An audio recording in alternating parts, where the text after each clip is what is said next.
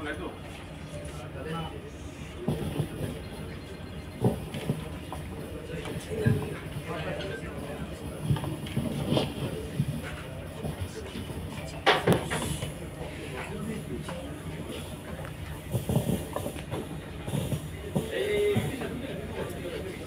আমার চরম সৌভাগ্য যে এরকম একটা বিশাল মাপের এই শিল্পীর ভয়েসে আমার লিড দিতে পেরেছিলাম।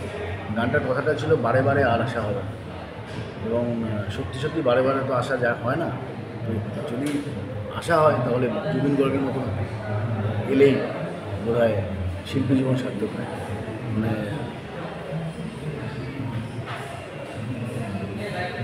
ওনার মৃত্যুর পর দেখা গেল যে মানুষের সঙ্গে ওনার যোগাযোগটা কী ধরনের ছিল, নাহলে এত মানুষ একজন ভাবা যায়। মানে এটা একজন মানে শুধুমাত্র গায়ক, শুধুমাত্র কম্পোজার হলে সম্ভব নয়, এটা মানুষের সঙ্গে থাকলে তবেই এটা সম্ভব।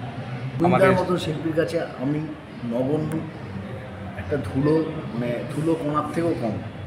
মানে এই রকম শিল্পী আসে, মানে একটাই আসে, মানে ঈশ্বরের দূত একটাই পাঠানো হয়, যাও কিছু মানুষের জন্য কাজ করে এসে। এই জন্য আপনি কি জন্য নিজেকে ভাগ্যবান বলে মনে করেন?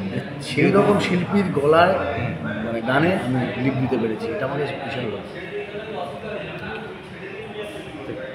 কি বলবো, সব থেকে আমি একটা জিনিস আমার ভীষণ ভালো লেগেছে, যেদিন আমি পোস্টারটা দেখেছি বা ইনভিটেশনটা আমি প্রীতমদার কাছ থেকে আর বর্ষার কাছ থেকে পেয়েছি, আমার দেখে এটাই ভালো লেগেছে যে অ্যাটলিস্ট টলিউডে এটা কেউ ভেবেছে যে এটা করা উচিত।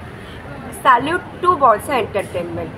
অ্যাকচুয়ালি মানে জুবিনদা চলে গেছে, জুবিনদার স্মৃতিগুলো রয়ে গেছে, আর তার এক একটা গান আর বাংলাতে যেটা উনি দিয়ে গেছেন, শুধু বাংলা কেন অল ওভার ওয়ার্ল্ডে দিয়ে গেছে।